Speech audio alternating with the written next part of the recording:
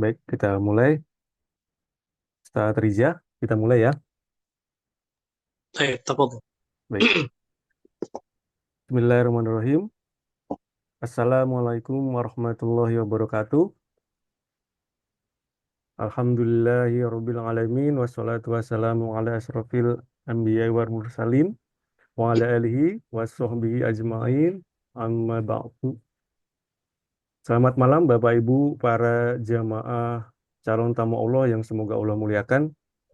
Para jamaah Sunnah Travel dan Al-Ansor, semua yang saya tidak bisa sebutkan satu persatu, para jamaah umroh promo Oktober 2024 yang insya Allah akan berangkat di tanggal 17 Oktober 2024 sampai dengan 26 Oktober.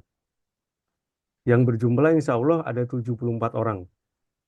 Kembali lagi Bapak Ibu bersama saya Harnoto, saya di sini bertugas kembali sebagai moderator malam di Zoom meeting malam ini yang akan menemani Bapak dan Ibu semua.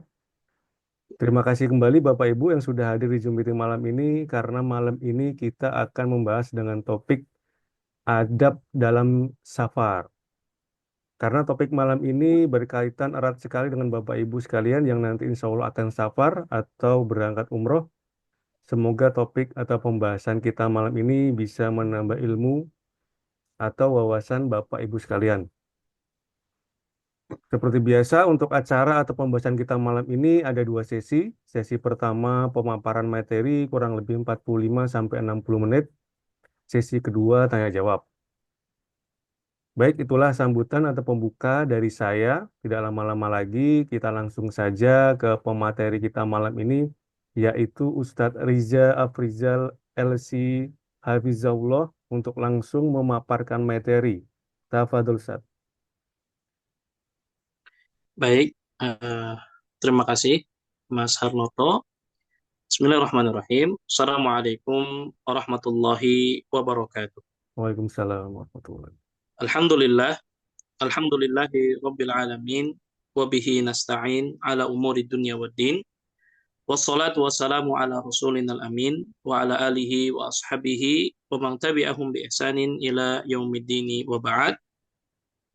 Ma'asyiral muslimin rahimani wa rahimakumullah, ikhwatal Islam wa ikhwatal iman, a'azani Allah wa iyyakum. Bapak-bapak, ibu-ibu, para calon tamu Allah yang semoga senantiasa dimuliakan oleh Allah Subhanahu wa taala. Alhamdulillah, puji dan syukur senantiasa kita panjatkan kehadirat Allah Subhanahu wa taala atas segala limpahan nikmat yang Allah Subhanahu wa taala senantiasa anugerahkan kepada kita. Sehingga alhamdulillah pada malam hari ini kita masih diberikan kesempatan, diberikan kesehatan dan juga keberkahan umur untuk kita belajar bersama secara virtual ya sebagai salah satu langkah baik kita untuk persiapan kita yang insya Allah kita akan sama-sama safar dalam rangka menjalankan ibadah yang agung, yaitu menjalankan ibadah umrah di tanggal 17 Oktober nanti.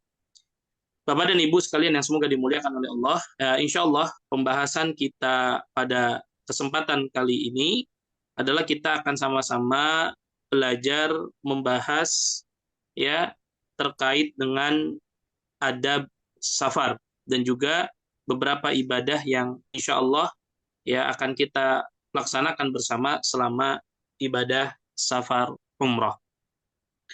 Bapak dan Ibu sekalian yang semoga dimuliakan oleh Allah, pembahasan terkait dengan adab safar ya sangatlah penting untuk kita ketahui ya agar safar yang kita laksanakan itu bernilai pahala di sisi Allah Subhanahu wa taala.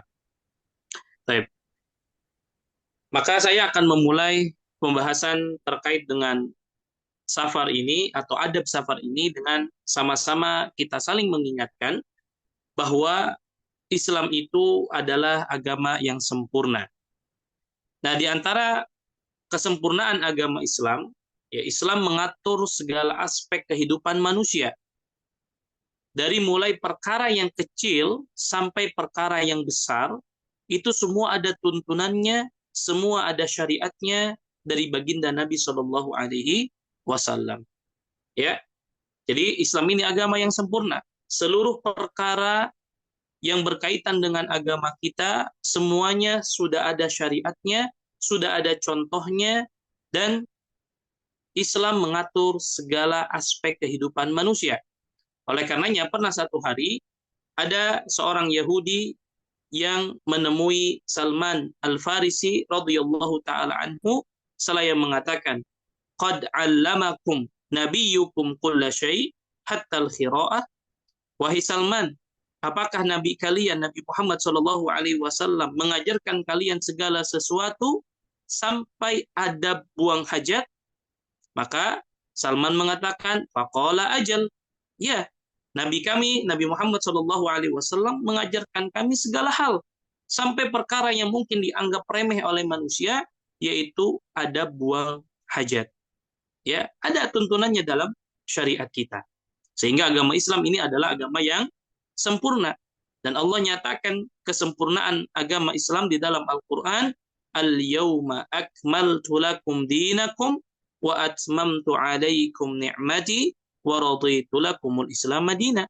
Ya, kata Allah, pada hari ini aku sempurnakan bagi kalian agama kalian, aku cukupkan bagi kalian nikmatku, dan aku ridhoi Islam sebagai agama kalian.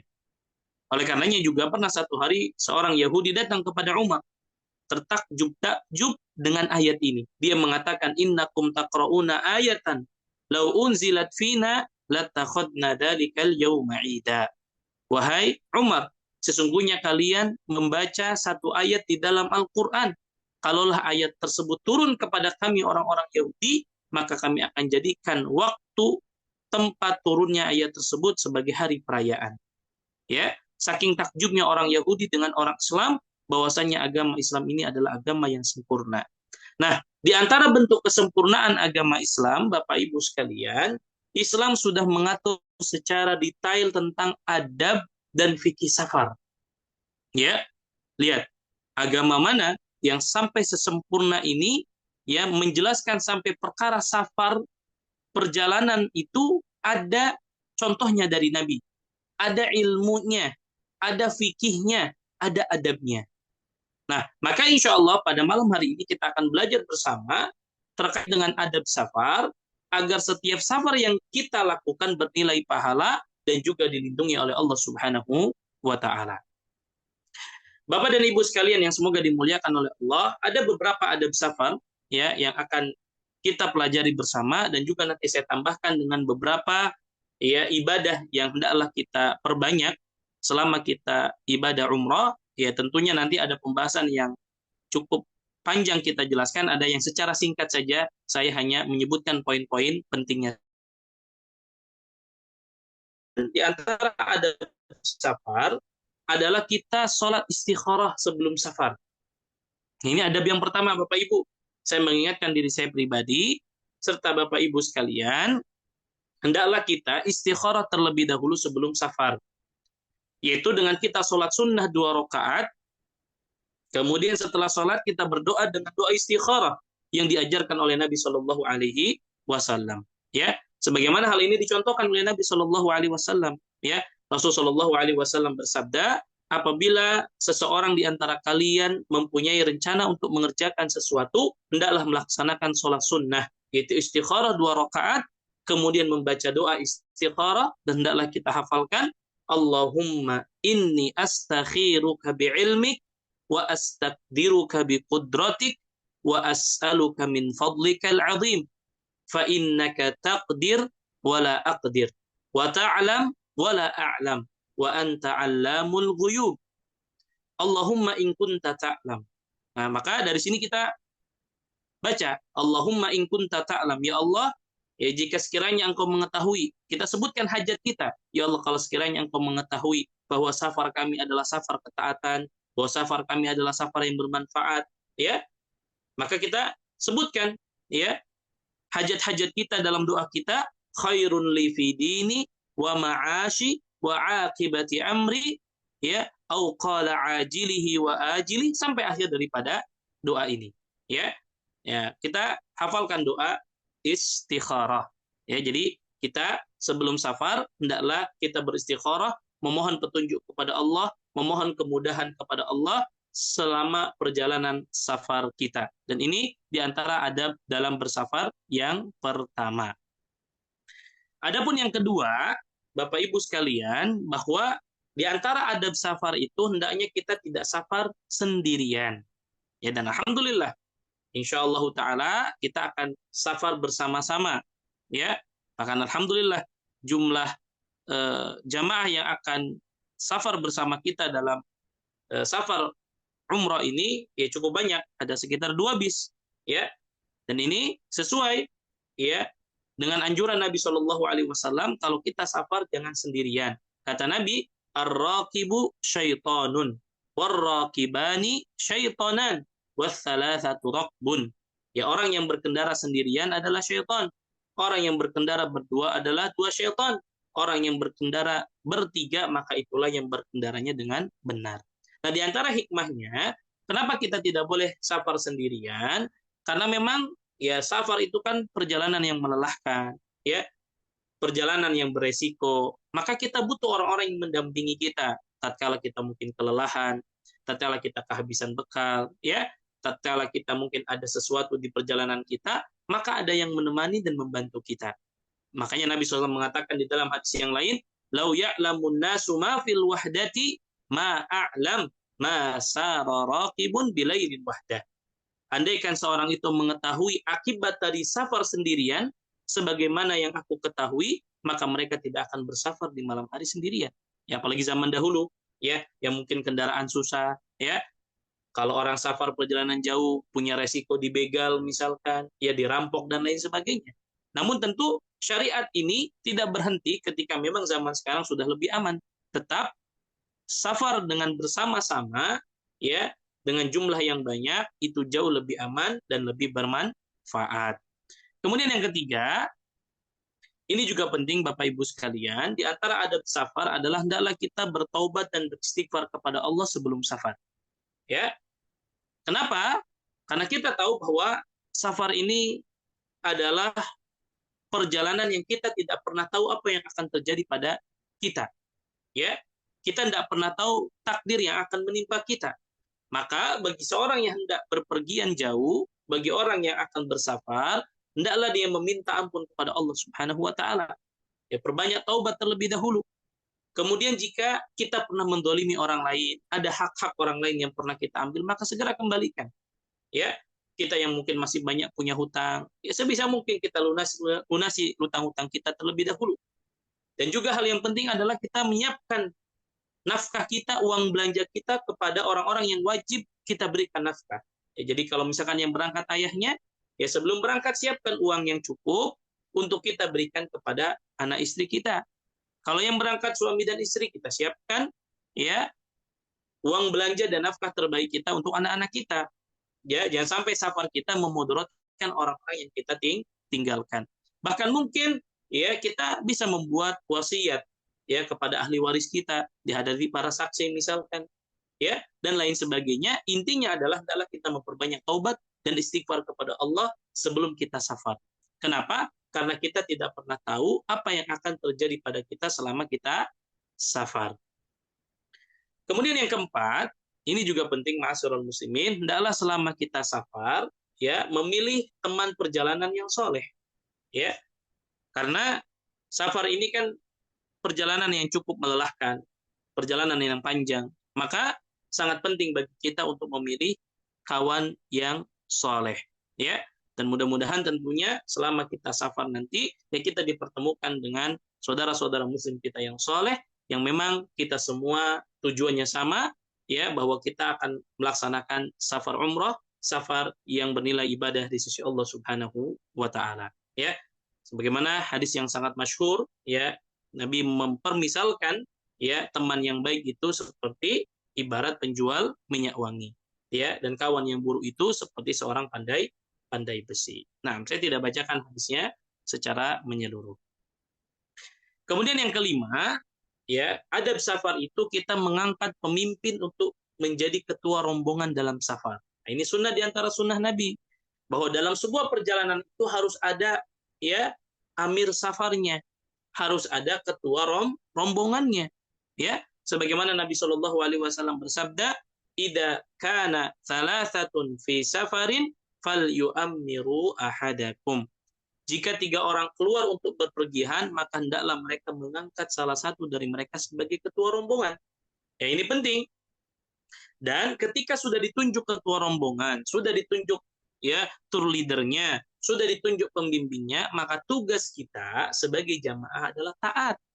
Selama perintah itu adalah perintah yang ma'ruf, selama perintah yang disampaikan adalah tidak melanggar syariat Allah, dan di situ ada maslahat besar Bapak Ibu, apalagi perjalanan kita perjalanan umrah, yang saya mohon dari sekarang bahwa setiap jamaah tidak mengambil keputusan sendiri selama safar.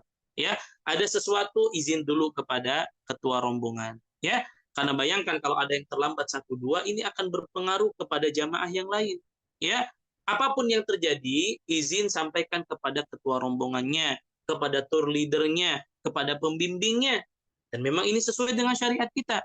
Jadi jangan mengambil keputusan sendiri, jangan mengambil tindakan sendiri, ya, atau bahkan tidak taat dengan apa yang disampaikan oleh pemimpin. Dan insya Allah kami tentunya selama safar ini akan berusaha semaksimal mungkin, ya, menerapkan ya adab-adab, ajaran-ajaran, syariat-syariat yang dicontohkan oleh Nabi Shallallahu Alaihi Wasallam. Ya, jadi terkadang ya seorang yang safar kemudian tidak ikut rombongan, ngambil keputusan sendiri, ini kadang ya mudorotnya akan memudorotkan seluruh jamaah yang lain.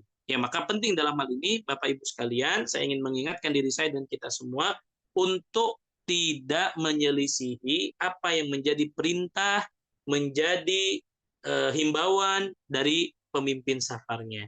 Ya, dan hendaklah yang dipimpin menjadi ketua rombongan adalah orang yang paling baik akhlaknya, paling baik ya atau paling dekat dengan teman-temannya, paling bisa mengutamakan kepentingan orang lain, tidak egois ya, dan juga senantiasa mencari kesepakatan rombongan. Akhirnya apa?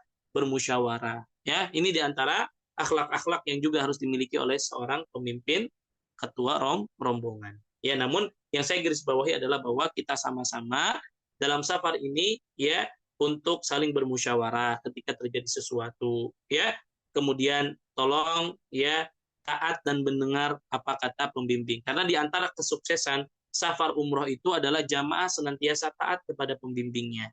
Ya, karena sekali lagi satu saja misalkan tercecer, satu saja hilang, ya satu ketinggalan, ini akan apa? Memudaratkan para jamaah yang lain. Mudah-mudahan ini bisa dipahami oleh Bapak Ibu sekalian. Kemudian yang keenam, di antara adab safar ya, Bapak Ibu, hendaklah kita berpamitan kepada keluarga dan teman-teman yang akan ditinggalkan. Nah, Nabi mengajarkan satu doa yang hendaklah kita hafalkan. Saat nanti kita akan meninggalkan keluarga kita, meninggalkan orang-orang terdekat kita, meninggalkan karib kerabat kita untuk safar, maka kita diajarkan satu doa, ya kita doakan mereka, orang-orang yang akan kita tinggalkan sementara waktu, dengan doa astaudi'ukallah alladhi la tadhi'u wada'i'uh. Astaudi'ukallah alladhi la tadhi'u wada'i'uh. Aku titipkan engkau kepada Allah yang tidak akan tersia-sia apa yang dititipkan kepadanya. Kalau anak-anak kita, keluarga kita, kita titipkan kepada Allah, maka Allah ya sebaik-baik yang akan menerima ya titipannya.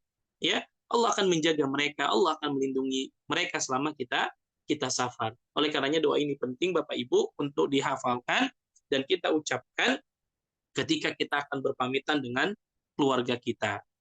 Kemudian ya di antara doa yang lain yang diajarkan oleh Nabi Shallallahu Alaihi Wasallam, astaudi'ullah dinaka wa amanataka wa khawatima amalik. Astaudi'ullah dinaka wa amanataka wa khawatima amalik. Aku menitipkan agamamu, amanahmu, dan perbuatanmu yang terakhir kepada Allah. Ini kan ya doa yang sangat penting. Ketika kita akan safar, baca doa ini. Nah, adapun orang yang ditinggalkan, ya mendoakan kita. Ya, anak-anak kita juga ajarkan satu doa ini supaya ketika kita safar, mereka mendoakan doa kepada kita. Jadi orang yang ditinggalkan dalam membaca doa, zawadakallahu taqwa. Semoga Allah Subhanahu wa taala memberikan engkau bekal takwa. wa ghafara laka dhanbak, dan mengampuni dosamu, wa yassara lakal khaira min haitsu ma kunta, dan memudahkan kebaikan untukmu dimanapun engkau berada. Ya, ini doa yang disebutkan oleh orang yang akan ditinggalkan kepada orang yang akan safar. Kemudian yang ketujuh, ya tentu adabnya ketika kita nanti akan safar, baca doa keluar rumah. Jangan lupa ibu-ibu ya, bapak-bapak sekalian. Ya, sebagaimana hadis dari Anas bin Malik radhiyallahu taala an, Rasulullah sallallahu alaihi wasallam bersabda, "Idza kharaja ar-rajulu min baitihi faqala bismillahi tawakkaltu 'ala Allah, la haula wala quwwata illa billah." Ya, siapa saja yang seseorang yang keluar dari rumahnya kemudian membaca bismillahi tawakkaltu 'ala Allahi, la haula wala quwwata illa billah, lihat keutamaannya luar biasa. Yuqalu hina idin hudita wa kufita wa wuqita. Kalau orang membaca doa tadi, bismillahi tawakkaltu 'ala Allahi, la haula wala quwwata illa billah, maka dikatakan kepada orang yang baca doa tadi, kamu akan diberikan petunjuk, kamu akan dicukupi kebutuhannya, dan kamu akan dilindungi. Bahkan di antara keutamaannya, ketika ada orang yang membaca doa ini keluar dari rumah, fatatanahha lahu syayatin, maka syaitan pun akan menjauh darinya, gak akan diganggu sama syaitan. Sampai-sampai syaitan mengatakan, fayaqulu lahu syaitanun akhar, kaifa laka birajulin qad hudiya wa kufiya wa wuqiya. Ya, frustasi mereka. Syaitan sampai mengatakan, bagaimana mungkin kalian bisa mengganggu orang-orang yang sudah diberikan petunjuk, dicukupi, dan dilindungi oleh Allah Subhanahu wa Ta'ala. Jadi doa ini doa sederhana, tapi memberikan satu manfaat besar kepada kita.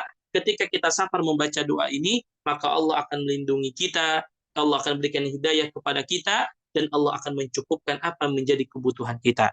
Maka Bapak Ibu, ketika nanti keluar dari rumah, baca doa keluar rumah. Kemudian, ya, pas nanti naik kendaraan, kita hendaklah membaca doa safar. Ya, nanti juga ada di buku ya yang akan dibagikan. Ya, nanti juga akan dibimbing ketika kita naik di atas kendaraan, bahkan ya kalau kita nanti naik pesawat Saudi itu, ya nanti akan dibimbing, ya di layar akan ada tulisannya dan juga akan ada suara yang membimbing kita, di mana kita disunahkan untuk membaca Allahu Akbar, Allahu Akbar, Allahu Akbar, Subhanalladzi sakhkhara lana hada wa ma kunna lahu muqrinin wa inna ila rabbina lamunqalibun. Allahumma inna nas'aluka fi safarina hada albirra wat taqwa wa minal amali ma tarda, sampai akhir. Ya, sampai akhir. Ya, kalau bisa dari sekarang dihafalkan lebih baik. Ya, kalau belum hafal nanti insya Allah akan dibimbing, baik dibimbing ketika kita dia di atas pesawat ataupun ketika kita misalkan di atas bis akan safar dari Jeddah ke Madinah, dari Madinah ke Mekah, dari Mekah ke Jeddah, itu semua nanti insya Allah akan kita bimbing ya supaya safar kita bermanfaat, bernilai pahala, dan juga dilindungi oleh Allah Subhanahu wa Ta'ala. Kemudian yang kesembilan, ya ini juga penting ibu-ibu sekalian, bapak-bapak sekalian. Di antara adab safar adalah memperbanyak mengucapkan doa, ya, memperbanyak mengucapkan doa. Kenapa?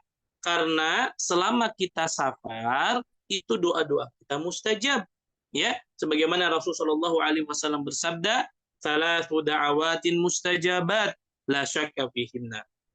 Ada 3 doa yang mustajab yang tidak akan ya ditolak oleh Allah Subhanahu wa Ta'ala, tidak diragukan lagi kemustajabannya.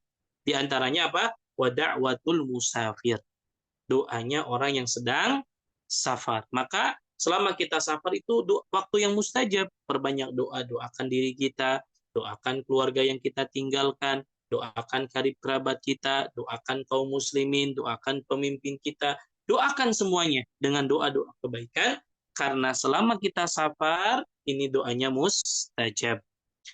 Kemudian yang ke-10, di antara adab safar, hendaklah kita bertakbir ketika kita mendaki dan bertasbih ketika kita jalan turun. Ya, apalagi nanti kita akan menggunakan pesawat. Ya, ketika pesawat itu mulai naik, ya maka kita bertakbir. Ketika nanti kita landing, kita mengucapkan apa?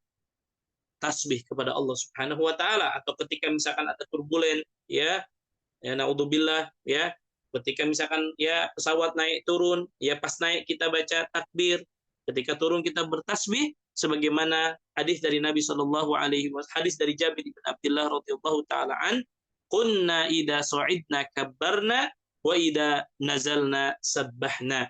Kami dulu ya pada zaman Nabi, kata Jabir bin Abdullah, apabila berjalan menanjak mengucapkan takbir, ketika turun mengucapkan subhanallah. Ini juga di antara adab safar. Kemudian di antara adab safar adalah segera pulang jika urusan sudah selesai. Ya, jangan berlama-lama. Ya, sebagaimana Rasulullah SAW bersabda, as-safaru qit'atun minal adab. Safar itu adalah potongan dari adab. Ya, kenapa dikatakan safar itu bagian daripada adab? Yamna'u ahadakum ta'amahu wa syarabahu wa naumahu.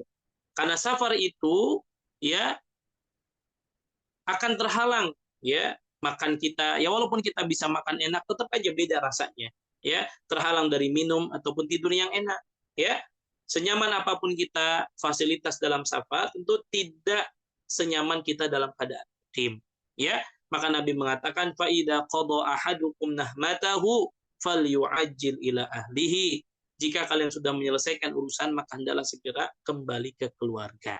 Ya, karena memang sekali lagi, senikmat apapun safar, tidak senikmat kita dalam keadaan mukim. Ya. Kemudian Bapak Ibu sekalian, yang ke-12 adalah ketika kita sudah pulang dari safar, hendaklah kita sholat 2 rakaat. Ya. Jadi pulang dari safar kita, apalagi safar ketaatan, sebelum ke rumah, sunnahnya adalah sholat dulu 2 rakaat. Ya, sebagaimana disebutkan dalam hadis dari Ka'ab bin Malik radhiyallahu taala an, dia berkata, anna Nabiy sallallahu alaihi wasallam kana idza qadima min safarin bada'a bil masjidi faraqa'a fihi rak'ataini tsumma jalas.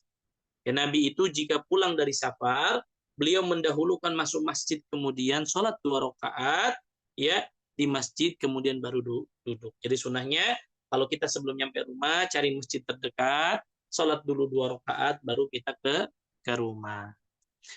Kemudian yang ke-13, ya ini juga penting ibu-ibu sekalian, bapak-bapak sekalian. Kalau kita mau pulang dari safar, hendaklah kita memberitahukan terlebih dahulu kedatangan kita kepada keluarga. Ya, jangan justru dalam rangka apa? Memberikan surprise, ya. Justru nanti kaget, ya. Apalagi nanti nggak ada yang jemput, gitu ya. Nah, maka ya sunnahnya adalah pas kita mau pulang, kabari keluarga dan orang-orang terdekat kita bahwa kita akan pulang. Ya, dan manfaatnya banyak sekali. Mungkin kita ada yang jemput, ya, ada yang menunggu, bahkan mereka mempersiapkan sesuatu di rumah, ya. Sebagaimana Nabi mengatakan, nah Nabi sallallahu alaihi wasallam an yatruqa ahlahu lailan. Nabi Shallallahu alaihi wasallam melarang seseorang untuk mengetuk pintu rumah keluarganya pada malam hari, apalagi tanpa dikasih kabar. Ya, jangan justru kita mengikuti apa tren-tren orang-orang sekarang, katanya mau kasih surprise, ya nanti kaget. Apalagi yang kita ketuk malam hari, kaget. Taunya kita sedang safar, tiba-tiba sudah datang. Justru adabnya, apalagi kita nanti safar datang landing ke Indonesia itu malam hari, maka kabari keluarga kita bahwa kita akan ya datang di waktu malam. Kemudian ya tadi ya sama memberitahu terlebih dahulu kedatangan kepada keluarga, ya. Karena Nabi sallallahu alaihi wasallam la yatruku ahlahu kana la yadkhul illa ghudwatan wa ashiyatan. Rasul sallallahu alaihi wasallam tidak pernah mengetuk pintu rumah keluarganya, ya tidak langsung masuk ke rumah ya setelah pulang dari safar, kecuali pada pagi ataupun sore hari, ya. Kalaupun kita datangnya malam, tadi kabari dulu keluarga kita. Di antara hikmahnya, ya, kai tamtashita asy-sya'itsatu wa tastahidda al-mughibatu, agar keluarganya memiliki waktu terlebih dahulu untuk merapikan diri, ya, apalagi misalkan yang safar bapaknya, kita kasih kabar ke istri kita biar istri kita berdandan dulu, berhias dulu, ya, pakai baju yang bagus dulu, ngisi rambut dulu biar gak kusut, bersolek dulu, ya, karena selama mungkin ditinggal sama suaminya safar, ya, mungkin kurang perhatian dengan penampilannya. Karena tahu suaminya akan pulang, maka ada waktu untuk bersolek terlebih dahulu, berdandan terlebih dahulu. Ini diantara hikmah-hikmah yang diajarkan oleh syariat kita. Kemudian ya diantara doa yang hendaklah kita baca ketika nanti pulang safar, ayibuna ta'ibuna abiduna li rabbina hamidun. Nah, ini nanti juga akan dibimbing insya Allah ketika kita pulang safar, baik ketika di bis ataupun ketika nanti di pesawat, akan kita bimbing dengan mengingatkan membaca doa ketika pulang, ayibuna ta'ibuna abiduna li rabbina hamidun. Kemudian, nah ini yang mungkin ya kalau kita kan kebalikannya. Ya, biasanya kita buat acara makan-makan atau walimatus safar itu sebelum berangkat safar. Padahal di antara yang disunahkan ataupun dibolehkan justru membuat acara makan itu setelah pulang safar. Ya. Sebagaimana hal ini ya disebut dengan an-naqi'ah. Ya, istilah ini ya disebutkan dalam sebuah hadis yang sahih Rasulullah SAW annahu lamma qadimal madinata nahara jazuran au baqaratan. Ketika Nabi SAW datang ke Madinah, beliau menyembelih unta ataupun sapi betina. Jadi justru Bapak Ibu, pas kita pulangnya baru kita ngadakan acara makan-makan ya, apalagi mungkin yang bawa oleh-oleh ya, kita kumpulkan keluarga terdekat ya supaya mereka itu berbahagia dengan kedatangan kita. Kemudian Bapak Ibu sekalian, saya tambahkan beberapa poin terkait praktek dalam safar haji ataupun umroh. Ya tentu saya tidak akan bacakan secara mendetail, tapi poin-poin penting saja. Yang pertama, walaupun kita dalam keadaan safar, ya terutama ketika nanti kita sampai di Makkah dan Madinah, maka tetap kita harus menjaga sholat yang 5 waktu. Ya, karena bagaimanapun kita, ya sholat yang 5 waktu ini wajib. Ya, maka selama safar umroh kita pun jangan sampai meninggalkan sholat. Karena Nabi mengatakan, bainar rajuli wa bainas syirki wal kufri tarkus sholat. Ya, pembeda antara seorang muslim dan kesyirikan serta kekafiran adalah meninggalkan sholat. Artinya jangan sampai safar kita justru menjadikan kita meninggalkan sholat yang 5 waktu. Ya. Kemudian, bukan hanya sholatnya yang wajib dilakukan, tetapi juga usahakan untuk tetap sholat di awal waktu. Dan insya Allah kita saling menasehati, saling mengingatkan. Ya, karena Nabi mengatakan as-sholatu fi awwali waktiha. Ketika ditanya, ya amalan apa yang paling afdol, Nabi mengatakan as-sholatu fi awwali waktiha. Sholat yang dilakukan di awal waktu. Jadi walaupun kita safar, insya Allah tetap kita akan lakukan sholat di awal waktu. Ya, nanti ada sifatnya yang memang mungkin kita qasar, kita jamak, ya, dan nanti akan kita jelaskan insya Allah, dan kita berusaha untuk tetap sholat di awal waktu. Kemudian, nih ya, Ustadz, bagaimana sholat di atas kendaraan? Nah ini, ya, seringkali menjadi permasalahan. Boleh tidak kita sholat di atas kendaraan? Yang pertama, saya singkat saja, ya hukum asalnya, bahwasanya sholat wajib itu tidak boleh ditunaikan di atas kendaraan. Hukum asalnya, ya. Yang boleh dilakukan itu sholat di atas kendaraan adalah sholat sunnah. Ya, berdasarkan dalil dari Jabir bin Abdullah yang mengatakan anna Nabiya sallallahu alaihi wasallam kana yusalli ala rahilatihi nahwal masyriqi fa idza arada an yusalli al maktubata nazal. Ya, Nabi itu biasa sholat di atas kendaraannya ke arah timur. Apabila beliau hendak sholat yang wajib, maka beliau turun dari kendaraannya kemudian menghadap ke kiblat. Jadi hukum asalnya sholat di atas kendaraan itu hanya pada sholat sunnah. Lalu kapan sholat di atas kendaraan boleh dilakukan pada sholat yang wajib? Yaitu pada kendaraan-kendaraan yang tidak bisa kita turun, ya, atau jalan terus, misal pesawat, ya, kereta, misalkan yang memang nggak berhenti kecuali berhenti di stasiun yang memang itu berhentinya nggak lama, ya. Atau kalau kita turun maka kita ketinggalan kereta, maka di sini kita boleh, atau misalkan di kapal laut, ya, maka di sini kita boleh sholat di atas kendaraan. Dengan cara apa? Tentu kita berdiri, ya, dan kemana kendaraan itu berjalan maka sudah dianggap menghadap ke kiblat, ya. Jadi apalagi nanti kalau di Saudi, alhamdulillah, ya, ada musolanya, ya, walaupun di beberapa tipe Saudi itu ada yang sekarang sudah mulai tidak ada musolanya. Tapi mudah-mudahan kita berharap ya di pesawat yang akan kita tumpangi Saudi itu ada ada musolanya. Nanti ada dijelaskan arah kiblatnya, dan kalaupun kita tidak menghadap kiblat kemana kendaraan itu berjalan, ya maka kita ya ikuti. Ya sebagaimana Rasulullah SAW ya pernah ditanya tentang sholat di atas perahu, Nabi mengatakan sholli qa'iman illam takhuf al-gharaq. Sholatlah dengan berdiri kecuali apabila kamu takut tenggelam. Kemudian, ma'asyiral muslimin rahimani wa rahimakumullah, bolehnya kita sholat dengan tayamum. Ya ini juga sering ditanyakan. Sholat boleh enggak dengan tayamum? Nah, maka saya jawab terlebih dahulu, kalau kita bicara tentang dalam keadaan safar, maka sejatinya kita boleh sholat dengan tayamum. Ya berdasarkan firman Allah, wa in kuntum marada aw ala safarin aw jaa ahadum minkum minal ghaid aw lamastumun nisa falam tajidu ma'an fatayammamu sa'idan thayyiba famsahu biwujuhikum wa aydikum minhu.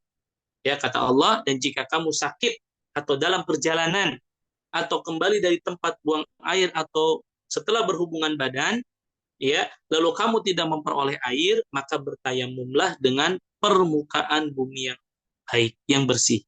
Ya, hidung kita mengusap muka kita dan tangan kita dengan tanah. Ini hukum asalnya. Nanti pertanyaannya, Ustaz, boleh nggak kita tayamum nanti di atas pesawat? Nanti akan kita jawab. Ya, dan juga dalil-dalil yang lain. Ya, Nabi mengatakan waju'ilat turbatu halana tahuran idalam tajidil ma.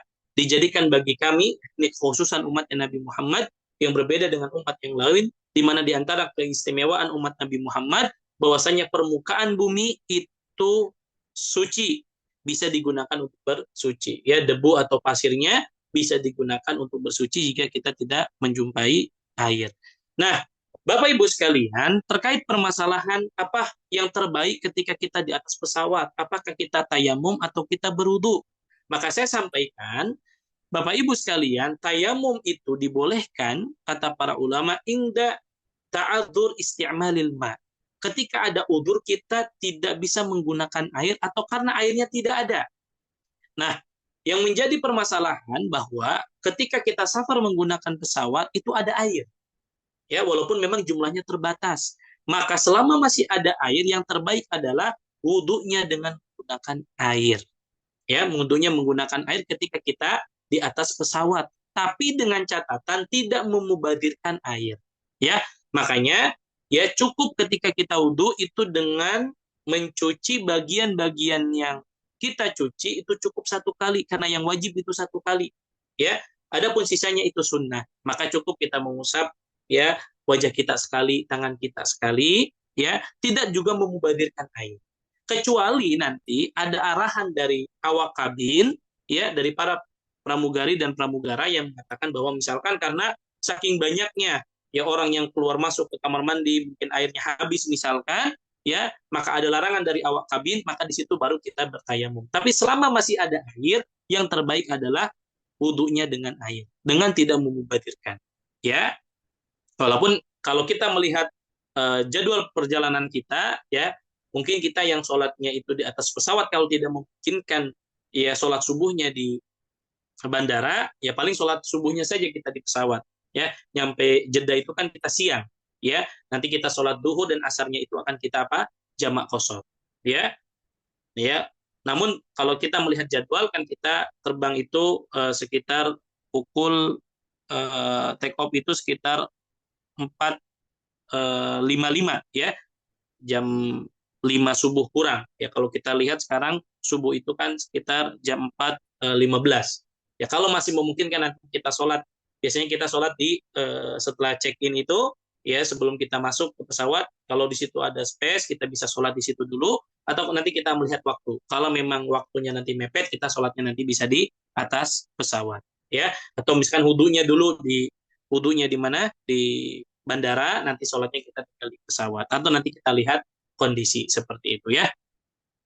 Kemudian bolehnya kita menjamak sholat, ya, menjamak sholat, ya. Sebagaimana dari Abdullah ibn Abbas, beliau mengatakan jama'a Rasulullah Shallallahu Alaihi Wasallam baina dhuhri wal asr. Nabi biasa menjamak antara sholat duhur dan asar. Wal maghrib wal isya, maghrib dan isya bil Madinah min ghairi khaufin wala matar. Nah ini nanti bedanya jamak dengan qasar. Kalau qasar itu hanya dibolehkan dalam keadaan safar. Adapun jamak boleh dilakukan dalam keadaan safar dan juga selain safar. Tapi kalau qasar itu hanya dilakukan ketika safar, ya. Dan juga dalil-dalil yang lainnya. Nah, adapun mengqasar salat ini juga ada dalilnya. Ya, sebagaimana Ibnu Umar mengatakan sahibtu Rasulullah sallallahu alaihi wasallam fakana la yazidu fis safari ala rakaatain. Ya, aku pernah menemani Rasulullah sallallahu alaihi wasallam dan beliau tidak pernah menambah solat lebih dari 2 rakaat dalam safar. Artinya Nabi selalu mengqasar. Wa Abu Bakar wa Umar wa Utsman kadzalik. Begitu juga Abu Bakar, Umar, Utsman, mereka biasa mengqasar ketika dalam keadaan safar. Nah, nanti kita insya Allah pas nyampe Jeddah, ya mungkin nanti kita naik bis, pertengahan perjalanan, masuk waktu duhur, nanti akan kita jamak takdim. Duhur dengan asar, ya juga dengan qasar insya Allah 2 rakaat, 2 rakaat. Begitu ya. Nah, Bapak Ibu, ya, ini tambahan faidah saja. Kapan kita boleh mengqasar sholat? Artinya sampai kapan kita boleh mengqasar sholat? Nah, saya langsung pada kesimpulannya saja karena ini penjelasannya cukup panjang sejatinya. Namun pada kesimpulannya saja. Kata para ulama, jika kita niat mukim itu selama 4 hari atau kurang dari 4 hari, maka selama safar 4 hari tadi kita boleh mengqasar sholat terus-menerus. Ya, pendapat kedua, jika niatnya mukim lebih dari 4 hari, maka hati-hatinya sholatnya dikerjakan secara sempurna, tidak kosor.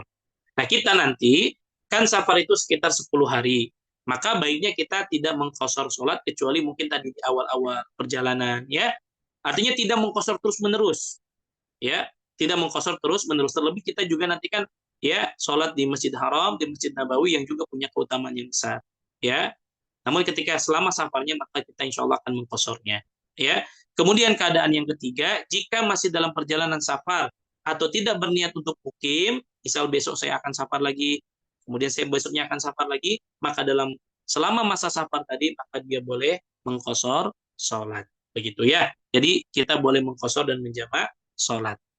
Nah, kemudian di antara hal yang penting saling mengingatkan di antara kita bahwa ya bapak-bapak terutama itu tetap sholat berjamaahnya di masjid. Ya, apalagi kita tahu keutamaan kemarin kita sudah jelaskan keutamaan sholat ya di Masjid Haram itu 100.000 dibandingkan di tempat yang lain.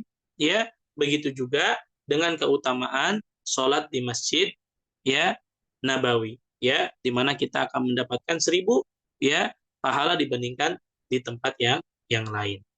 Kemudian ya ini juga nasihat dan juga pengingat buat saya dan kita semua ya di mana kita harus tepat waktu ya datang ke masjid apalagi kita sedang umroh yang manfaatkan betul-betul 10 hari kita ini untuk ketaatan kepada Allah di mana kita selalu menjaga takbiratul ihram bersama imam. Ya, terlebih ada keutamaan kata Nabi, man shalla lillahi arba'ina yauman fi jamaah. Siapa yang melaksanakan salat karena Allah selama 40 hari secara berjamaah, yudrikut takbiratul ula, kemudian dia tidak pernah luput dari takbiratul ihram bersama imam, kudibat lahu baro'atan, maka dia akan dicatat terbebas dari 2 hal, baro'atun minan nar wa baro'atun minan nifaq, ya, dibebaskan dari siksa api neraka dan juga terbebas dari kemunafikan. Kemudian yang berikutnya, ya, saya juga mengingatkan diri saya dan jamaah sekalian, selama umroh kita juga tetap melaksanakan sholat sunnah rawatib. Ya, karena pahalanya besar. Kata Nabi, man sholat ithnatai asyrata rak'atan fi yaumin wa laylatin buniya lahu bihinna baitun fil jannah. Barang siapa yang mengerjakan sholat sunnah dalam sehari semalam sebanyak 12 rakaat, maka Allah Subhanahu wa taala akan bangunkan rumah di surga. Jadi ini manfaatkan selama kita umrah ya, yang wajib kita lakukan ditambah amalan-amalan yang sunnah. Kemudian di antara amalan sunnah yang jangan kita tinggalkan juga apa? Salat 2 rakaat sebelum subuh. Karena Nabi tidak meninggalkan. Ya, di antara salat sunnah yang tidak pernah ditinggalkan oleh Nabi selama mukim dan safar adalah 2 rakaat qobliyah subuh. Karena kita tahu utamanya besar kata Nabi, rakaatai al-fajr khairum minad dunya wa ma fiha. 2 rakaat sebelum subuh itu lebih baik daripada dunia dan seisinya. Kemudian tidak meninggalkan sholat jenazah. Ya. Nah, sebagaimana kemarin disampaikan Ustaz Abdul ya, bahwa ya selama kita nanti di sana itu hampir setiap hari itu ada sholat jenazah.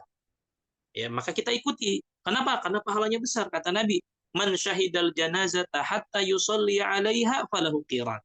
Barang siapa yang menghadiri prosesi jenazah sampai ia menyolatkan, maka baginya satu qirat. Wa man syahida hatta tudfan kana lahu qiratan. Siapa yang menghadiri prosesi jenazah hingga dimakamkan, maka baginya dua qirat. Kemudian ditanya Nabi, qila wa mal qiratan? Ya Rasulullah, apa yang disebut dengan dua qirat? Maka Nabi mengatakan, mithlul jabalainil azimain. Dua qirat itu seperti dua gunung yang besar. Dan riwayat yang lain, seperti besarnya gunung Uhud. Ini besar sekali pahalanya yang akan kita dapatkan. Ya, termasuk ya Nabi menyebutkan dalam riwayat yang lain tadi, man shalla ala janazatin falam yatba'ha falahu qiratun. Barang siapa yang sholat jenazah dan tidak ikut mengiring jenazahnya, maka baginya satu qirat. Ya, fa in tabi'aha falahu qiratan. Siapa yang mengiring jenazahnya, maka dia mendapatkan dua qirat.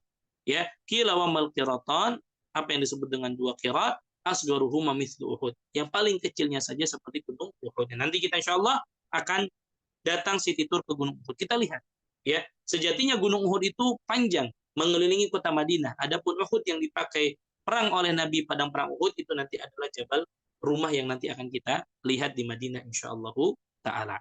Kemudian Bapak Ibu, perbanyak doa dan ibadah di Raudhah. Nah, kita juga memohon kepada Allah, mudah-mudahan kita diberikan kesempatan, ya, ya, dan insya Allah travel akan mengusahakannya seperti biasa, ya, di mana kita akan menziarahi Raudhah sesuai dengan rundown acara yang sudah dijelaskan pada pertemuan pertama. Karena ada keutamaan kata Nabi, ma baina baiti wa mimbari raudhatun min riyadil jannah. Antara rumahku dan mimbarku adalah di antara taman-taman surga. Maka ya ketika kita dapat kesempatan di Raudhah, maka kita kalau ada kesempatan untuk sholat sunnah di situ, kemudian kita berdoa di situ, memperbanyak doa kepada Allah, ya, karena tentu ada keutamaan tadi di Raudhah. Maka hendaklah kita perbanyak doa.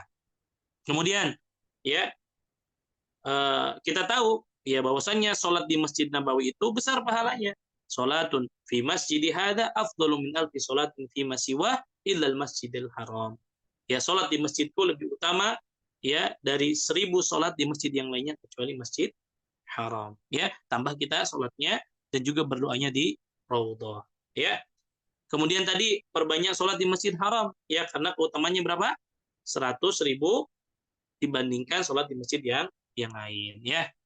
Kemudian menziarahi Masjid Kuba, dan ini insya Allah akan masuk kepada ya rondon acara kita, bahwasanya insya Allah kita juga akan menziarahi Masjid Kuba. Ini sebagai pengingat saja ya. Kata Nabi, as-salatu fi masjid Kuba ka umrah. Salat di Masjid Kuba pahalanya seperti pahala umrah ya. Bahkan kata Nabi, man tatahhara fi baiti thumma ata masjid Kuba fa shalla fihi salatan kana lahu ka ajri umrah. Siapa yang bersuci dari rumahnya lalu mendatangi Masjid Kuba dan melaksanakan sholat di dalamnya, maka pahalanya seperti pahala umrah. Sudah kita umrah, dapat pahala umrah lagi. Ya, insya Allah nanti ketika Siti tur ke Masjid Kuba, ya kita akan sama-sama ke sana.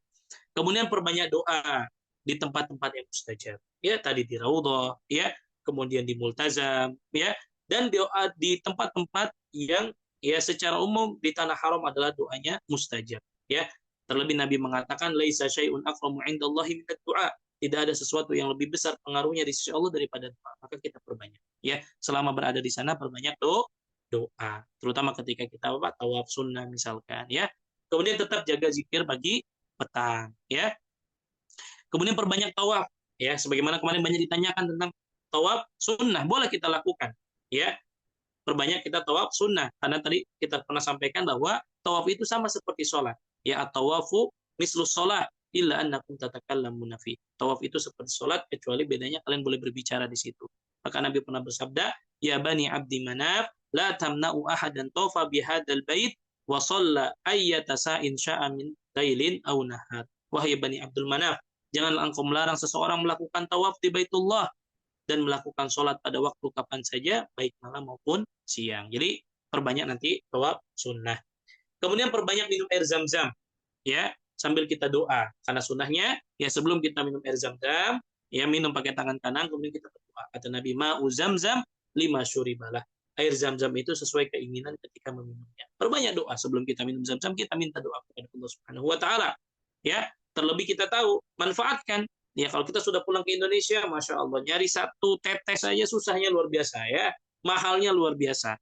Selama di sana, perbanyak minum air Zam-Zam. Ya, perbanyak minum air zam-zam. Kemudian tetap jaga sholat tahajudnya, ya.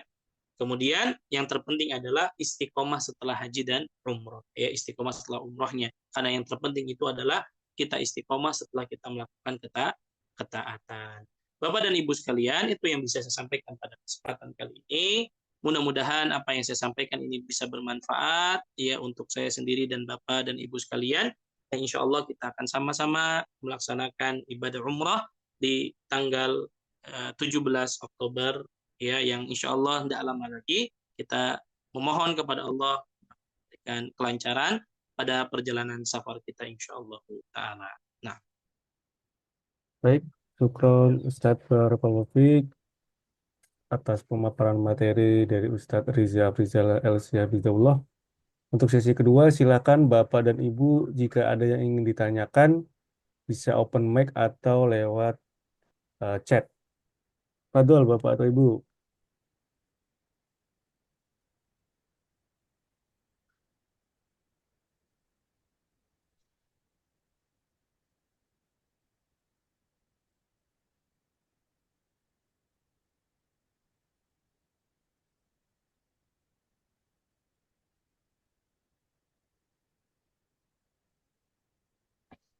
Baik, ada pertanyaan pertama dari chat dari Ibu Tuti Haryanti.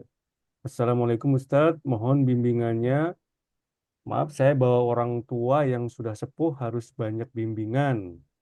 Nah, itu mungkin pesan buat Ustadz Rizza ini.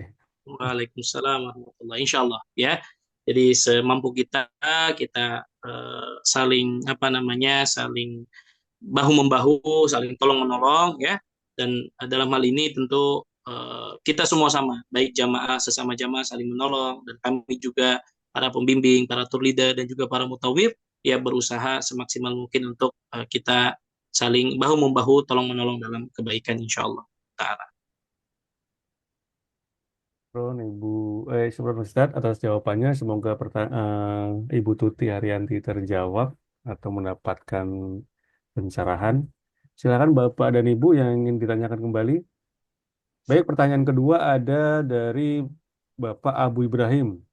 Bismillah, Assalamualaikum Ustadz. Hal-hal yang perlu diperhatikan saat berada di Masjidil Haram, seperti adanya joki, Hajar Aswad itu harus diwaspadai. Nah, ini mungkin perlu Iya, dijawab Ustadz. baik. Aduh. Ini juga hal yang penting ya, Bapak Ibu sekalian, bahwa tentu kita datang untuk melaksanakan ibadah umroh ini, ya kita niatkan tujuannya adalah berusaha semaksimal mungkin kita bisa melaksanakan ibadah umroh secara sempurna. Ya, tentu setiap kita berharap kita bisa mencium hajar aswad. Tetapi jangan juga memaksakan diri kita atau sampai memudaratkan diri kita. Ya, sekiranya kita tidak mampu, ya tidak usah memaksakan. Karena memang dalam syariat kita, ketika kita tidak mampu menciumnya, maka cukup dengan apa? Mengangkat dengan isyarat dengan tangan kita. Ya, kalau sekiranya kita mampu, maka lakukan. Tapi kalau kita melihat fisik kita, ya, yang mungkin tidak mampu, jangan memaksakan. Ya, jangan memaksakan. Apalagi sampai harus apa? Bayar joki. Ya, dan yang saran saya tidak perlu kita ikuti dan tidak perlu kita capek-capek harus bayar. Ya, apalagi kalau mungkin mereka jebak kita gitu ya, dengan awalnya bisa kita bantu lama-lama suruh dibayar dengan bayaran yang cukup besar. Maka saya juga mengingatkan kepada diri saya dan jamaah sekalian ya, jangan melakukan tindakan-tindakan yang pada akhirnya memudaratkan kita ya. Yang penting ibadah inti kita, rukun-rukunnya sudah terpenuhi, sudah cukup ya. Adapun mencium hajar aswad tidak termasuk rukun, jangan memaksakan. Kalau kita mampu alhamdulillah, tidak mampu jangan dipaksakan ya. Kemudian yang kedua juga yang mungkin saya perlu perlu sampaikan kepada bapak-bapak dan ibu-ibu sekalian, juga di antara perkara yang ini banyak terjadi adalah orang-orang yang mengaku mereka dari Palestina ya, mengaku-ngaku mereka butuh uang, mereka minta sumbangan, ya jangan usah diberikan, ya tidak perlu ya. Apalagi kadang kan jiwa kita orang Indonesia ini masya Allah ya, tapi kadang ada orang-orang yang memanfaatkan ya, kadang mereka sebetulnya bukan orang Palestina atau mereka hanya ngaku-ngaku saja, minta-minta yang berlebihan ya, sampai minta misalkan 100 real, 200 real, 300 real, maka ini pun ya berhati-hati ya. Bukan kita tidak mau bersedekah ya, sedekah boleh kita ngasih misalkan ke apa sodik-sodik yang apa namanya bantu-bantu bersihkan Masjid Haram, yang merapihkan eh, Quran itu boleh. Tapi yang jadi masalah adalah ada oknum-oknum ya yang memanfaatkan kesempatan seperti itu. Maka ini juga perlu diwaspadai dan kita saling mengingatkan di antara kita. Baik, Syukran Ustaz Barakallahu Fiik atas jawabannya. Semoga pertanyaan dari Bapak Abu Ibrahim terjawab. Kemudian pertanyaan selanjutnya dari Bapak Helmi. Izin bertanya, saat tawaf pakai kaos kaki atau alas kaki? Kemudian pertanyaan baik, kedua dari Bapak Helmi lagi, saat tawaf bercampur antara wanita dan pria, apakah harus menjaga jarak? Baik, baik. yang pertama dulu Ustaz. Fadol. Baik, terima kasih Pak Helmi atas pertanyaannya. Yang pertama terkait dengan tawaf kita menggunakan kaos kaki. Jika yang dimaksud adalah tawaf dalam rangka ya tawaf yang wajib ya setelah kita ihram ya, maka memang di sini terjadi perselisihan pendapat di kalangan para ulama. Ya, dan ada di antara mereka yang membolehkan, ada yang tidak membolehkan. Ya, berdasarkan hadis-hadis dari Nabi Shallallahu Alaihi Wasallam. Di antara juga yang membolehkan adalah itu dengan syarat bahwa boleh kita kalau tidak punya na'lain, tidak punya sendal, maka boleh menggunakan khuf dengan syarat khufnya itu dipotong, tidak menutupi mata kaki.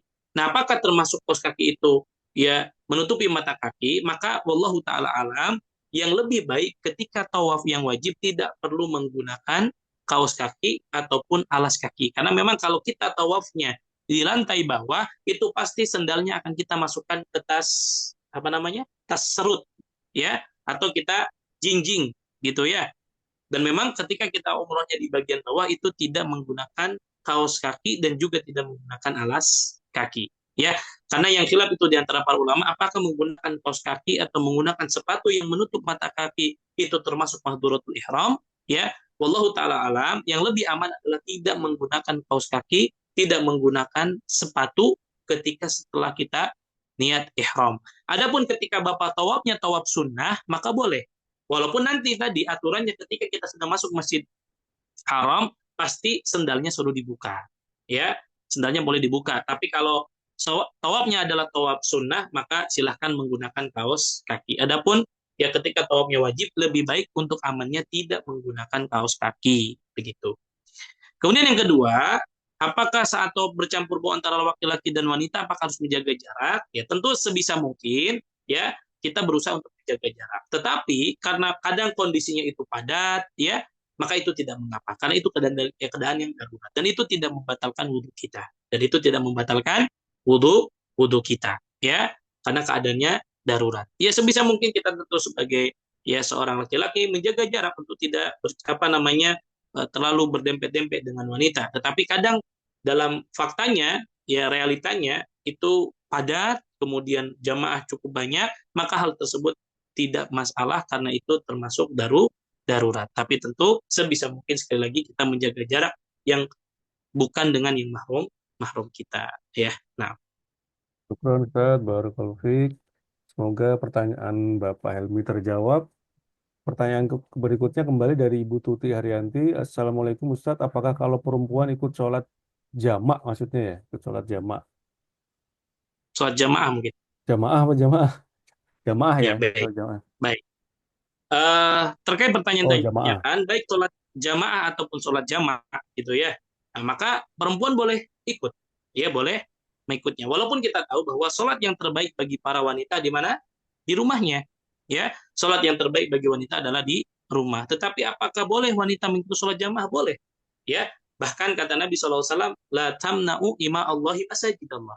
Ya wahai para lelaki, wahai suami, janganlah kalian menahan ya istri-istri kalian yang izin untuk sholat berjamaah di masjid dan itu dibolehkan walaupun tentu para ulama ketika membahas permasalahan ini dengan berbagai persyaratan yang diantaranya tidak bertabarruj, ya tidak bersolek berlebihan ketika datang ke masjid, yang menjaga fitnah, kemudian ya berusaha untuk apa namanya tidak berbaur antara laki-laki dan wanita dan lain sebagainya. Tapi jawaban singkatnya adalah boleh seorang wanita ikut sholat berjamaah di masjid, walaupun yang terbaik adalah di rumah. Namun karena kita kondisinya ya sedang berada di Masjid Haram dan Masjid Nabawi, ya supaya kita dapat juga keutamaan sholat di Masjid Haram dan Masjid Nabawi, maka silahkan ya sholat berjamaah di masjid dan juga tempatnya terpisah.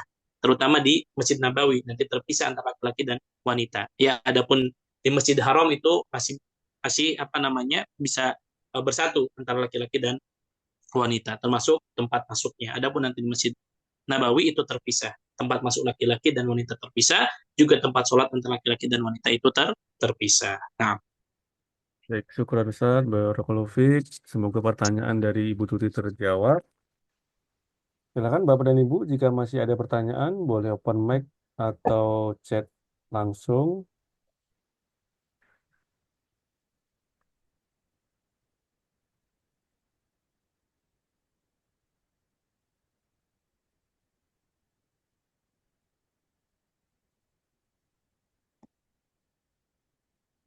Silakan Bapak dan Ibu, apakah masih ada pertanyaan kembali?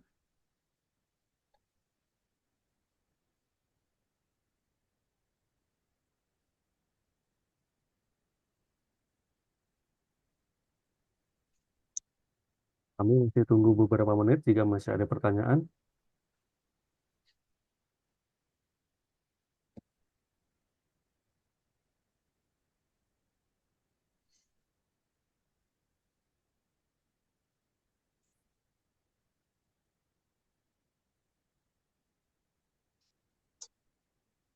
Baik, apakah sudah tidak ada?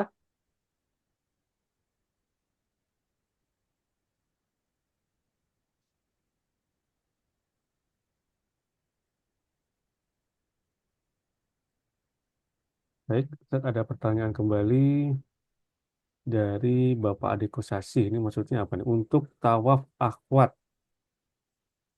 Ustaz, bagaimana ya maksudnya, Mas? mungkin kalau tawaf akhwat boleh pakai kaos kaki atau tidak mungkin, wallahu Oh, alam. Ya, kalau akhwat apakah tidak boleh oh, ya, ya, kalau ya akhwat benar Ustaz, benar. boleh. Apakah tidak menggunakan kaos kaki juga gitu Ustaz? Oh enggak.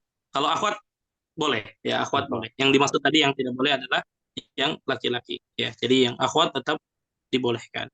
Ya. Nah, baik, sekarang Ustaz, barakallahu fiik. Semoga pertanyaan Pak Ade terjawab ya. Pertanyaan kembali untuk Ibu Tuti, maaf Ustaz, kalau orang sepuh itu susah bacanya itu gimana ya Ustaz? Susah. ya. Nanti paling kalau yang sudah sepuh, ya kalau nggak bisa baca doanya sendiri, gitu ya, nanti akan dibimbing atau mungkin bareng-bareng dengan yang misalkan yang sepuh tadi, ada yang lebih muda, ya sambil dibacakan boleh, ya. Namun kami biasanya ketika tawaf itu ya baca doanya masing-masing. Kenapa? Supaya juga tidak mengganggu kekhusyuan yang lain, ya. Karena kita kan nanti pakai radio FM. Yang paling nanti yang apa yang menemaninya itu ya, yang nanti yang menemaninya itulah yang sambil bacakan. Atau paling tidak sampaikan kepada yang sepuh tadi baca doa-doa yang mudah, yang dihafal. Baca subhanallah, walhamdulillah, wala ilaha illallah, Allahu akbar. Ya selama tawaf baca itu aja nggak masalah. Atau baca mungkin ayat-ayat Al-Quran yang dihafal, boleh. Ya, atau tadi baca doa pakai bahasa Indonesia sendiri boleh. Ya, jadi tidak harus memaksakan. Ya, sambil doa, doa apa yang dia inginkan baca doa di situ. Ya, hafal yang bahasa Arabnya, alhamdulillah. Pakai bahasa Indonesia juga boleh. Atau zikir yang apa yang pendek-pendek itu boleh. Atau sambil baca Quran boleh. Ya, atau baca surah-surah pendek yang dihafal itu juga boleh. Nah, Baik, syukur Ustaz, barakallahu fiik. Semoga pertanyaan Ibu Tuti terjawab. Berikutnya pertanyaan dari Ibu Sri Nurhayati, apakah saat waktu sholat tiba ada pemberitahuan bersama-sama ke masjid atau sendiri-sendiri? nah, kalau di awal ya, di awal ketika awal kali kita akan umroh ataupun awal kali ketika di Masjid Nabawi, maka biasanya karena pertama kita akan jalan bersama-sama. Ya, adapun setelahnya nanti biasanya masing-masing, apakah yang per kamar atau mungkin di sana nanti dapat kawan-kawan berapa orang, ya. Tapi tentu tidak bersama-sama terus ya karena kita jumlahnya cukup banyak gitu ya. Terlebih nanti kalau di Masjid Nabawi antara laki-laki dan wanita itu dipisah ya. Kalau Masjid Haram masih bisa bersama gitu ya. Nah, jadi makanya nanti ketika di awal pasti akan ada pemberitahuan bersama-sama. Tapi setelahnya itu masing-masing. Kecuali nanti pas ada kegiatan-kegiatan kajian gitu ya, pas ke Raudhah itu pasti bersama-sama. Adapun pada sholat yang 5 waktu, ya biasanya nanti satu kamar 4 orang, satu kamar itulah atau 2 kamar 8 orang itu bareng-bareng. Tapi insya Allah pastinya kita akan berusaha untuk apa namanya bersama-sama begitu ya. Tetapi kalau setiap waktu sholat berangkat bareng-bareng 70 orang, ya tentu tidak seperti itu. Ya hanya di pertama saja biasanya, ya nanti bareng-barengnya itu sesama jamaah insya Allah. Nah, Syukran Ustaz. Barakallahu fiik. Semoga pertanyaan dari Ibu Sri Nurhayati terjawab.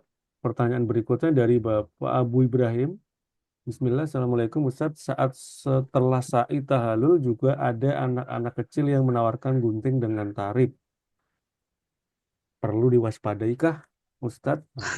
Nah, nah, ya, ya sebetulnya kalau yang tahallul anak-anak ini kan ya, mereka tidak meminta jumlah yang besar, ya.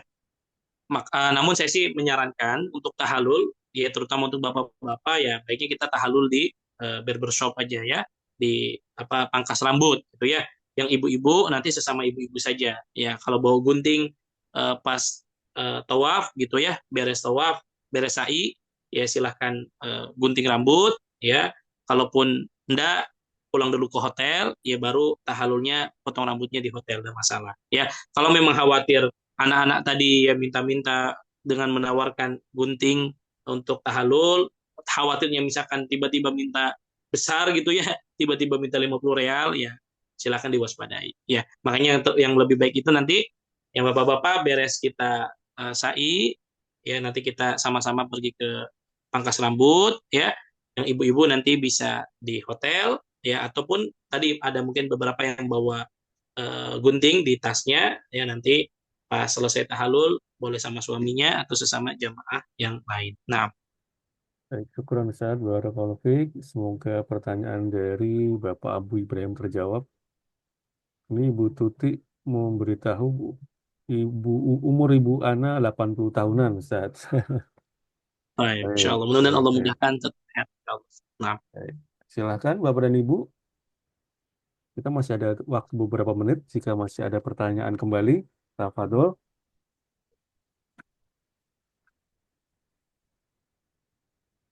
Assalamualaikum Ustaz.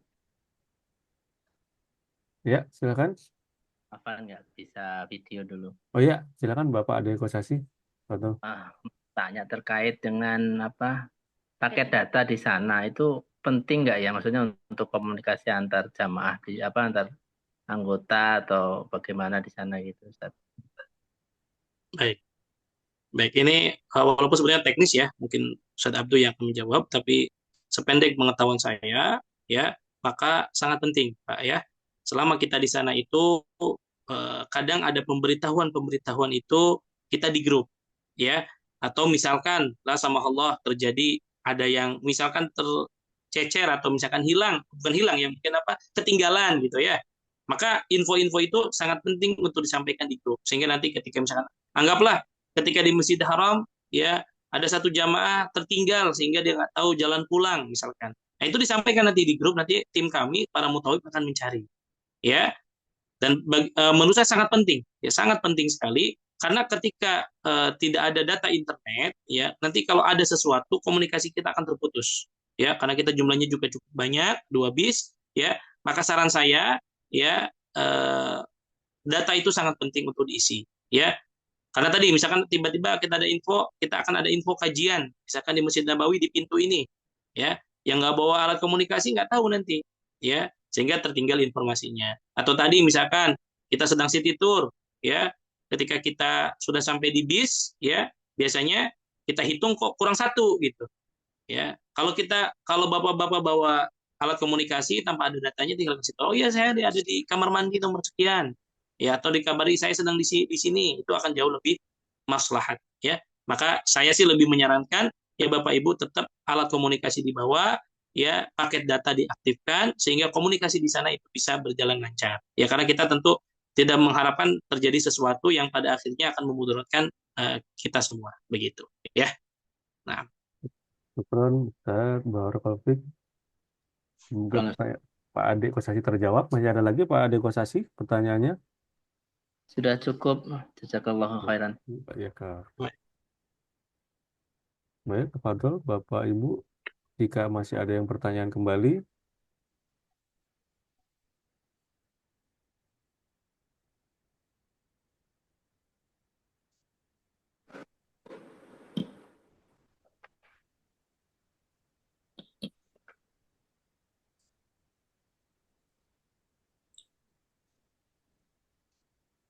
Mas Har, Ya, jika tidak Ustaz. ada pertanyaan, mungkin ada beberapa hal yang perlu kami sampaikan ya dari Krepel. Baik, Ustaz. Fadhol, Ustaz.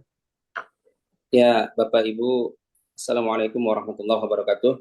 Waalaikumsalam warahmatullahi wabarakatuh. Alhamdulillahirabbil alamin wassalatu wassalamu ala asrafil anbiya'i wal mursalin nabiyina Muhammadin wa ala alihi wa sahbihi ajmain. Amma ba'd. Bapak Ibu calon tetamu Allah yang semoga kita semua selalu dalam kebaikan. Kami informasikan bahwa insya Allah nanti kita akan berkumpul di Hotel Anara ya pada tanggal 17 Oktober itu jam 00.30. Berarti Bapak Ibu dari rumahnya mungkin tanggal 16 sudah siap-siap ya berangkat ke Hotel Anara, titik kumpul kita. Dan insya Allah nanti di Hotel Anara akan diadakan pemantapan manasik umroh dan juga hal-hal teknis yang perlu kita sampaikan. Dan juga kami ingatkan kepada Bapak Ibu yang belum menyerahkan buku vaksin meningitis. Jadi diharapkan nanti untuk dibawa ketika berangkat, jangan sampai tertinggal ya untuk buku vaksin meningitis. Sedangkan untuk dokumen-dokumen lainnya dan yang sudah terkumpul paspor ya, insya Allah sudah terkumpul semua untuk paspornya. Juga tiket, visa sudah kita tempel semua di paspornya masing-masing insya Allah. Dan kami juga perlu informasi dari Bapak Ibu yang butuh kursi roda ya. Mungkin nanti ketika dari pesawat menuju ke bis atau dari counter check-in menuju ke pesawat ketika di Jakarta, bagi yang butuh kursi roda mohon diinformasikan ke kami. Dan juga bagi Bapak Ibu yang membutuhkan pendorong kursi roda nanti ketika umroh nanti, mohon diinformasikan ke kami ada berapa orang dan agar kami bisa siapkan dari sekarang, bisa kita carikan agar bisa kami carikan untuk pendorongnya. Kemudian juga mungkin dari jamaah dari Sunnah Travel ya, karena nanti diharapkan untuk keberangkatan bagi ikhwannya menggunakan seragam putih, baik itu koko atau kemeja atau gamis, sedangkan untuk akhwatnya menggunakan gamis hitam dengan kerudung besar. Mungkin itu saja yang perlu saya sampaikan. Jika ada pertanyaan teknis silakan ditanyakan melalui Zoom ini atau nanti di grup silakan bisa ditanyakan. Barakallahu fikum. Assalamualaikum warahmatullahi wabarakatuh.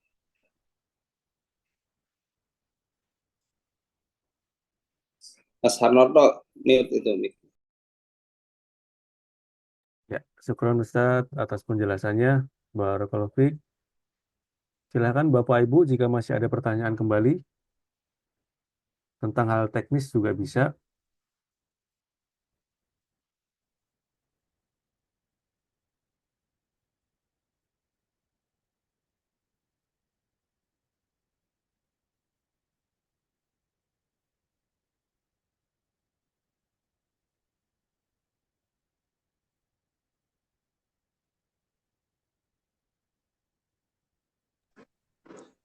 Gimana Ustaz? Apa kita Jika sudah tidak ada dicukupkan saja, Mas. baik Ustaz, jika Bapak Ibu sudah tidak ada pertanyaan, mungkin belum kepikiran, mungkin besok bisa ditanyakan di grup. Baik Bapak dan Ibu, Ustaz Abdul Habno dan Ustaz Riza, kita tutup saja. Terima kasih Bapak dan Ibu semua yang sudah ikut hadir Zoom. Oh, masih ada pertanyaan nih. Muncul Ustaz. Terakhir dari Ibu Nuni Uliyah. Bismillah, kalau bawa lebih dari satu anak, boleh kopernya gabung ke orang tua, Ustaz? Atau tidak? Sangat ya. Untuk anak kecil yang nanti mungkin ada berapa anak ya, kemudian digabungkan kopernya silakan, nggak masalah, insya Allah diperbolehkan. Baik, baik. Baik Ustaz, syukron, barakallahu fiik. Semoga pertanyaan Ibu Nuni Uliyah terjawab ya Ibu. Jika tidak ada, kita tutup ya Bapak Ibu. Jam sudah menunjukkan jam 8.55. Baik, terima kasih Bapak dan Ibu semua yang sudah hadir di Zoom meeting dari awal sampai akhir. Semoga pemaparan materi malam ini yang disampaikan oleh Ustadz Riza Afrizal LC Habizahullah beserta Ustadz Abdul Haq Nuh Habizahullah mengenai topik adab dalam safar bisa bermanfaat untuk Bapak dan Ibu sekalian. Semoga Bapak dan Ibu semua Allah berikan kemudahan, kesehatan sampai nanti berangkat ibadah umroh sampai selesai dan mendapatkan umroh yang mabrur. Amin. Kami pamit undur diri Bapak dan Ibu. Mohon maaf jika ada salah kata dan ucapan. Kita tutup dengan doa kafaratul majelis. Subhanakallahumma wa bihamdika asyhadu an la ilaha illa anta astaghfiruka wa atubu ilaik. Wassalamualaikum warahmatullahi wabarakatuh. Waalaikumsalam warahmatullahi wabarakatuh. Baik.